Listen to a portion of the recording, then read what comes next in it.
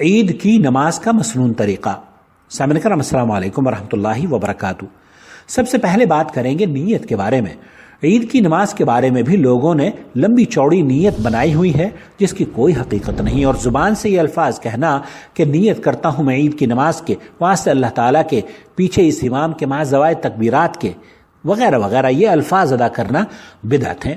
لہذا آپ کا دل میں نیت کرنا اور نماز عید کے لیے عیدگاہ کی طرف قدم بڑھانا ہی آپ کی نیت شمار کی جائے گی، اسے زبان سے ادا کرنے کی قطعی ضرورت نہیں۔ سب سے پہلا کام جو نماز کے لیے کیا جاتا ہے وہ ہے تکبیر تحریمہ کہتے ہوئے رفع یدین کرنا، یعنی نماز کے شروع میں اللہ اکبر کہنا۔ صحیح مسلم میں ہے کہ اللہ کے رسول صلی اللہ علیہ وسلم جب نماز کا آغاز کرتے تو اپنے دونوں ہاتھوں کو کندھے یا کان کی لو تک اٹھاتے تھے۔ واضح رہے کہ کانوں کی لو چھونے کی کوئی اصل نہیں۔ رفع یدین کرتے وقت انگلیاں کھلی رکھنی چاہیے اور ہتھیلی قبلے کی جانب ہونی چاہیے۔ اس کے بعد اپنے دائیں ہاتھ سے بائیں ہاتھ کی کلائی پکڑ کر دونوں ہاتھ سینے پر باندھ لینا چاہیے، کیونکہ حضرت طاؤس رضی اللہ تعالیٰ عنہ سے روایت ہے کہ رسول اکرم صلی اللہ علیہ وسلم نماز میں دایاں ہاتھ بائیں ہاتھ پر رکھ کر سینے کے مقام پر باندھا کرتے تھے۔ اسے ابو داؤد نے روایت کیا ہے۔ زیر ناف یا ناف سے اوپر باندھنے والی روایات حد درجہ ضعیف ہیں۔ لوگوں کا یہ خیال بھی غلط ہے کہ خواتین کے لیے سینے پر ہاتھ باندھنے کا حکم ہے اور مردوں کے لیے ناف کے نیچے، کیونکہ یہ بے بنیاد بات ہے اور اس تفریق کی کوئی دلیل نہیں ملتی۔ تکبیر تحریمہ کے بعد اس بات کا خاص خیال رکھنا چاہیے کہ نگاہ سجدے کی جگہ پر ہو، یہی خشوع اور خضوع کا باعث ہے۔ اور نبی کریم صلی اللہ علیہ وسلم سے جب پوچھا گیا کہ آپ تکبیر تحریمہ کے بعد خاموش کیوں ہوتے ہیں تو آپ نے فرمایا کہ میں یہ دعا پڑھتا ہوں: اللہم باعد بینی وبین خطایای کما باعدت بین المشرق والمغرب، اللہم نقنی من الخطایا كما ينقي الثوب الأبيض من الدنس، اللهم اغسلني من خطاياي بالثلج والماء والبرد۔ اسے بخاری نے روایت کیا ہے۔ اور یہ دعا بھی پڑھی جا سکتی ہے: سبحانک اللہم وبحمدک وتبارک اسمک وتعالی جدک ولا الہ غیرک۔ اسے نسائی نے روایت کیا ہے۔ پھر جب آپ افتتاحی دعا سے فارغ ہو جائیں تو قرات سے پہلے ٹھہر ٹھہر کر 7 تکبیریں عید کی نماز میں کہیں۔ اسے ابو داؤد نے روایت کیا ہے۔ اور ہر تکبیر پر رفع یدین یعنی ہاتھوں کو ٹھیک ویسے ہی اٹھائیں جیسے کہ شروع میں اٹھایا تھا۔ یہاں ہر بار جب بھی آپ اللہ اکبر کہیں تو ہاتھوں کو واپس تکبیر کہنے کے بعد باندھ لینا چاہیے۔ اس کے بعد امام اونچی آواز میں سورہ فاتحہ کی تلاوت کرتا ہے تو آپ بھی الحمد شریف خاموشی سے پڑھیں، کیونکہ قرات فاتحہ ہر رکعت میں پڑھنا رکن نماز ہے۔ اس کے پڑھے بغیر نماز صحیح نہ ہوگی۔ اللہ کے رسول صلی اللہ علیہ وسلم نے ارشاد فرمایا کہ جو آدمی نماز میں سورہ فاتحہ نہیں پڑھتا اس کی نماز نہیں ہوتی۔ اس حدیث کو امام بخاری نے اپنی صحیح میں روایت کیا ہے۔ اور آپ اب جب قرات فاتحہ سے فارغ ہو جائیں تو آمین کہیں، اس لیے کہ جب اللہ کے رسول صلی اللہ علیہ وسلم غیر المغضوب علیہم ولا الضالین پڑھتے تو بلند آواز سے آمین کہتے۔ حضرت ابو ہریرہ سے روایت ہے کہ رسول اکرم صلی اللہ علیہ وسلم نے ارشاد فرمایا کہ جب امام غیر المغضوب علیہم ولا الضالین کہے تو تم بھی آمین کہو، کیونکہ جس نے فرشتوں کے ساتھ آمین کہی اس کے پچھلے تمام گناہ معاف کر دیے جاتے ہیں۔ اسے بخاری نے روایت کیا ہے۔ سورہ فاتحہ کی تلاوت کے بعد اب آپ کو خاموشی سے امام کی قرات سننی چاہیے۔ اس کے بعد اللہ اکبر کہتے ہوئے دونوں ہاتھوں کو اسی طرح اٹھاتے ہوئے جیسے کہ تکبیر تحریمہ میں آپ نے اٹھائے تھے رفع یدین کریں، یعنی اللہ اکبر کہتے ہوئے رفع یدین کرتے ہوئے رکوع میں چلے جائیں۔ اور یہاں یہ بات بھی ذہن نشین فرما لیں کہ نماز میں رفع یدین کرنا سنت سے ثابت ہے۔ یہ ایک ایسی سنت ہے جسے کرنے کی احادیث دنیا کی تمام کتب احادیث میں لکھی ہوئی ہیں، اور ایک مسلمان کو بلا تعصب سنت پر عمل کرنا چاہیے۔ اب بات کریں گے رکوع کی۔ رکوع کہتے ہیں آگے کی جانب پشت کے ساتھ سر اور گردن کو اس طرح جھکا لینا کہ ہاتھ گھٹنے پر پہنچ جائیں، کیونکہ نبی کریم صلی اللہ علیہ وسلم جب رکوع کرتے تو اپنی پشت کو گردن اور سر کے ساتھ برابر رکھتے اور اپنی پشت اس قدر سیدھی رکھتے کہ اگر ایک پیالہ پانی رکھ دیا جاتا تو وہ کسی طرف بھی مائل نہ ہو۔ رکوع کی حالت میں سبحان ربی العظیم کہنا چاہیے، اور اگر آپ چاہیں تو یہ دعا بھی پڑھ سکتے ہیں، سبحانک اللہم ربنا و بحمدک اللہم اغفر لی۔ اور جب آپ رکوع کو مکمل کر لیں تو سمع اللہ لمن حمدہ کہتے ہوئے رفع یدین کرتے ہوئے سیدھے کھڑے ہو جائیں۔ پس جب آپ اچھی طرح سیدھے کھڑے ہو جائیں تو یہ دعا بھی پڑھیں، ربنا ولک الحمد۔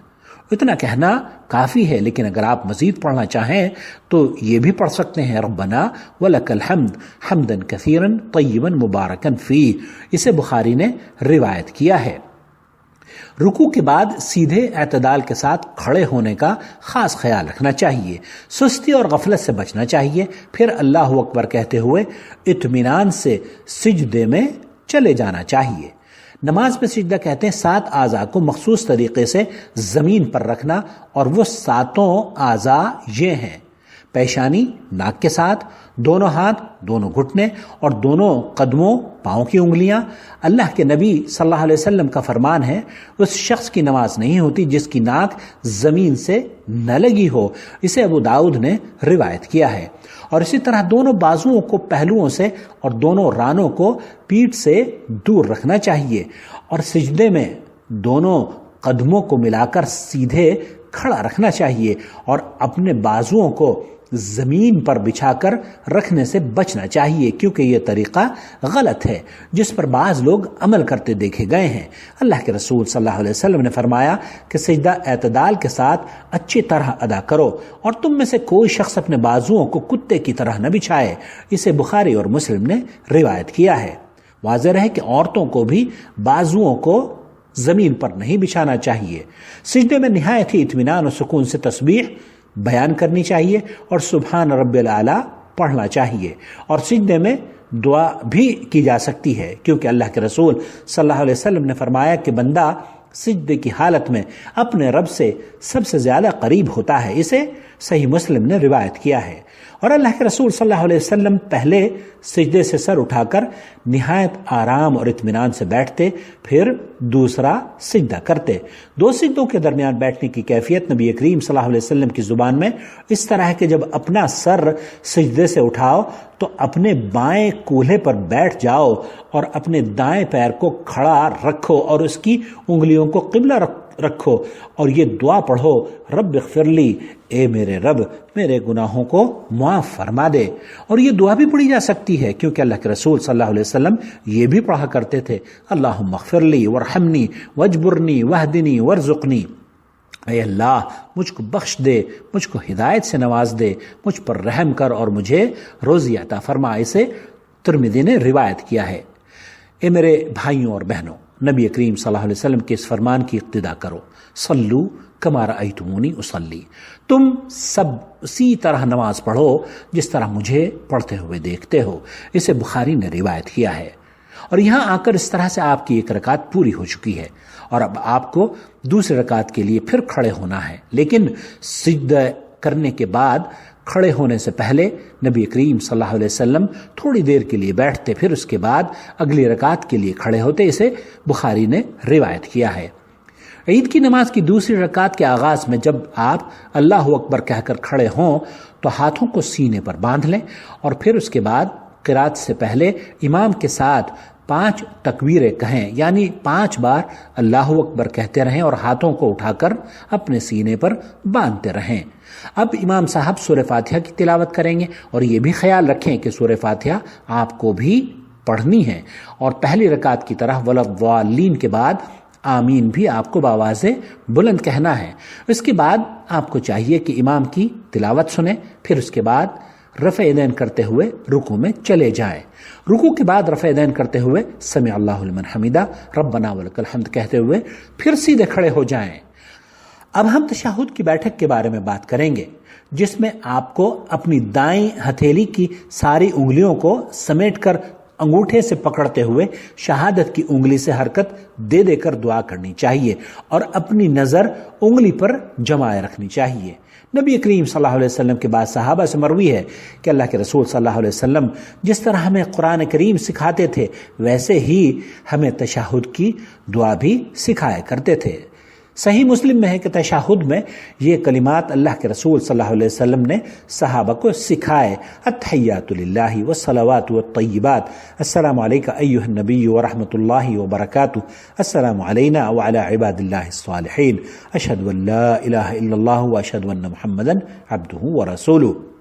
التحیات سے فارغ ہونے کے بعد اللہ کے رسول صلی اللہ علیہ وسلم اپنی ذات پر درود پڑھتے اور اپنے صحابہ کو بھی یہی تعلیم دیا کرتے تھے، اور اپنے صحابہ سے فرمایا کرتے تھے کہ تم لوگ بھی یہی درود پڑھو، اللہم صلی علی محمد اور اللہم بارک علی محمد، یعنی درود ابراہیمی، جسے امام بخاری اور امام مسلم نے روایت کیا ہے۔ عید کی نماز میں تشہد کی حالت میں بالکل اسی طریقے سے دعائیں اور وہی دعائیں پڑھنی چاہیے جو دوسری نمازوں میں پڑھی جاتی ہیں۔ اسلامی بھائیوں اور بہنوں، سلام پھیرنا نماز کا رکن ہے، اس کے بغیر نماز درست نہ ہوگی۔ حضرت عائشہ رضی اللہ تعالی عنہ سے روایت ہے کہ رسول اکرم صلی اللہ علیہ وسلم نماز کو تکبیر سے شروع کرتے اور سلام پر ختم کیا کرتے تھے، اسے بخاری نے روایت کیا ہے، اور نبی کریم صلی اللہ علیہ وسلم پہلے اپنے دائیں جانب سلام پھیرتے اور کہتے السلام علیکم ورحمۃ اللہ، اور پھر بائیں جانب سلام پھیرتے اور کہتے السلام علیکم ورحمۃ اللہ۔